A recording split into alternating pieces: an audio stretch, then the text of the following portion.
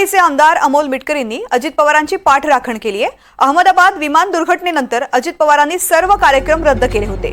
त्यावेळेस संवेदनशीलता दाखवली, आता ते असंवेदनशील कसे होऊ शकतात असा सवाल करत मिटकरींनी प्रतिक्रिया दिली आहे।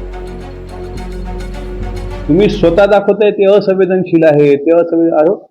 NDRF ची टीम सज्ज झाली पाहिजे म्हणून पुण्याचे पालकमंत्री या नात्याने त्यांनी निर्देश दिले। मदत व पुनर्वसन मंत्री स्वतः मकरंद पाटील त्या घटनेकडे पूर्ण वेळ तिथं तळ ठोकून आहे। तिथले आमचे पक्षाचे आमदार सुनील अण्णा शेळके हे पूर्ण वेळ मदत कार्यामध्ये लागून आहे। आता अजून काय केलं पाहिजे?